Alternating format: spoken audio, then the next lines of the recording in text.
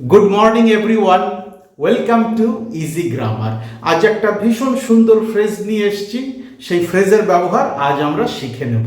ইংরেজিতে সাবলীলভাবে কথাবার্তা বলতে চাইলে এই ফ্রেজটা কিন্তু শিখে রাখতেই হবে। ফ্রেজটা কি সেটা বলার আগে বোর্ডে লেখা বাংলা বাক্যগুলো একটু পড়ে নিই। কাজ পণ্ড করতে তুমি ওস্তাদ। ওকে আমাদের সাথে যোগ দিতে বলবেন না, ও কাজটার 12টা বাজিয়ে দেবে। দয়া করে কাজে ব্যাঘাত ঘটিও না। তুমি দয়া করে আমাদের কাজে বিঘ্ন ঘটানো বন্ধ করবে কি? এই যে 4টে বাংলা বাক্য আমি পড়লাম এবং বাক্যের যে অংশগুলো আন্ডারলাইন করে রেখেছি তাতে একটা ব্যাপার পরিষ্কার, সেটা হচ্ছে কাজে বিঘ্ন ঘটানো, কাজে ব্যাঘাত ঘটানো, কাজ পণ্ড করে দেওয়া বা মসৃণ গতিতে চলা কোনো কাজ এসে গুবলেট করে দেওয়া। আর এই ব্যাপারটাই ইংরেজিতে বোঝাতে গেলে যে ফ্রেজটা ব্যবহার করা হয় সেটা হচ্ছে to throw a spanner in the works.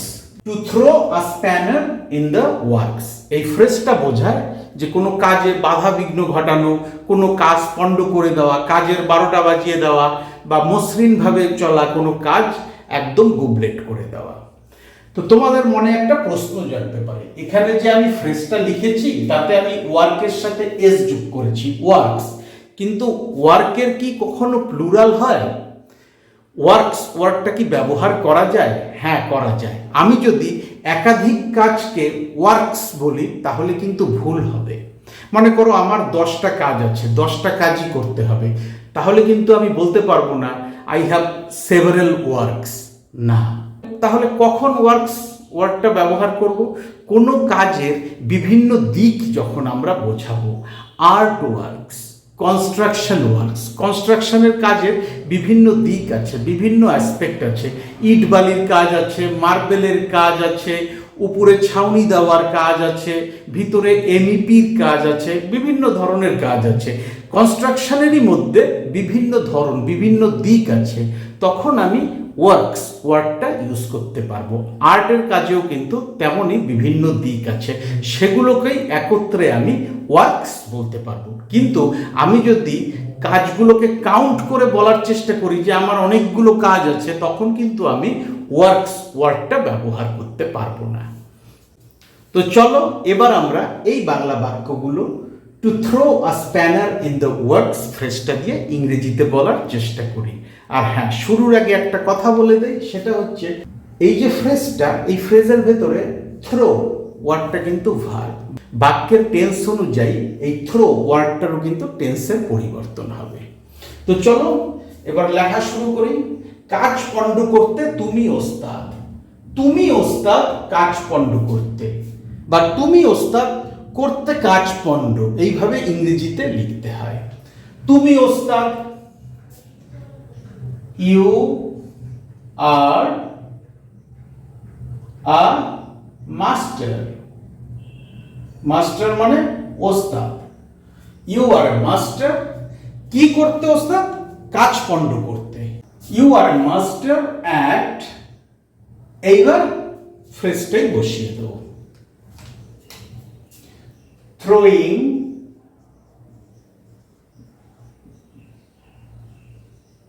a spanner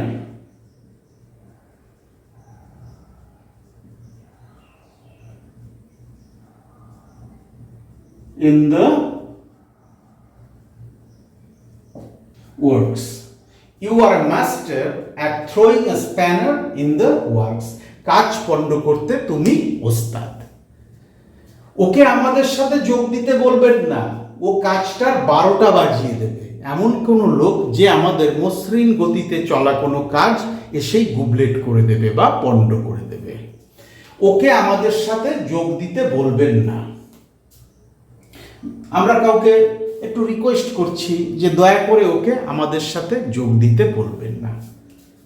please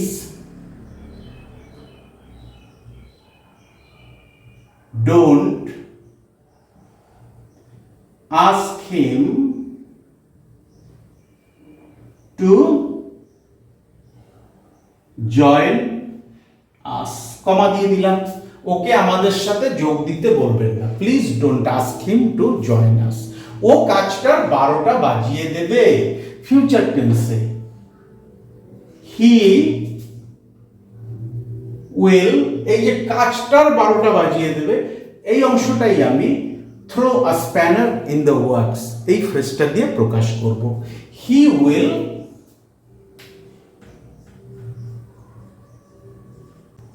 throw a spanner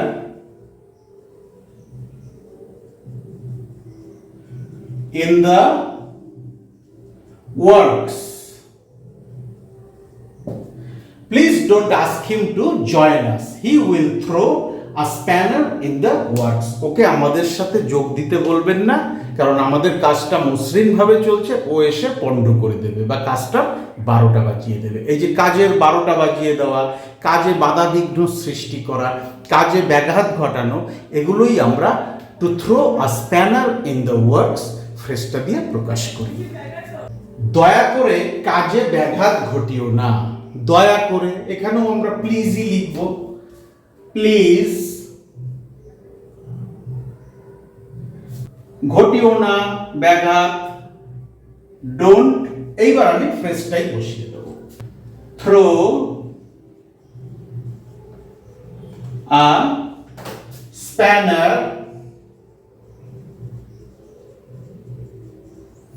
in the works. Please don't throw a spanner in the works. দয়া করে কাজে ব্যাঘাত ঘটিও না। তুমি দয়া করে আমাদের কাজে বিঘ্ন ঘটানো বন্ধ করবে কি? এমন কেউ যে আমাদের কাজে সবসময় বিঘ্ন ঘটাচ্ছে। এবার আমরা তাকে প্রশ্ন করছি, দয়া করে আমাদের কাজে বিঘ্ন ঘটানো বন্ধ করবে কি? তার ফিউচার অ্যাকশন নিয়ে একটা এনকোয়ারি করছি। তো চলো সেভাবেই প্রশ্নটা করি। প্রথমে আমি অক্সিলারি ভার্ব উইল নিয়ে আসব। উইল ইউ প্লিজ স্টপ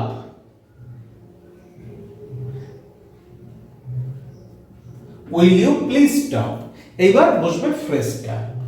একটা ব্যাপার খেয়াল করো, প্রত্যেকটা জায়গায় কিন্তু আমি লিখেছি কাজের ব্যাঘাত ঘটিও না, কাজের বিঘ্ন ঘটিও না, কিন্তু এইখানে আমি লিখেছি আমাদের কাজে বিঘ্ন ঘটানো বন্ধ করবে কি? তাই এইখানে আমার সেন্টেন্সটাও সেভাবেই লিখতে হবে, ফ্রেজেরও একটু চেঞ্জ করতে হবে। Will you please stop throwing a spanner in the works এর জায়গায় in our works, in our works। Interrogative সাইনটাও বসিয়ে দিলাম, এটা যে একটা প্রশ্নবোধক বাক্য সেটাও বোঝা গেল।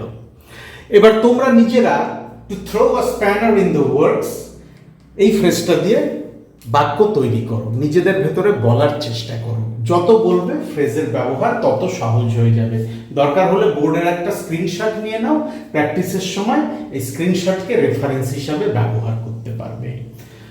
আর তারপরেও যদি কোথাও কঠিন লাগে, আটকে যায়, আমার ভিডিওর কমেন্ট সেকশনে লিখে জানাও। ডেসক্রিপশন বক্সে আমি ইমেল অ্যাড্রেস দিয়ে রেখেছি, চাইলে সেখানেও আমার সাথে যোগাযোগ করে নিতে পারো। Thank you so much for your time and attention and have a nice day.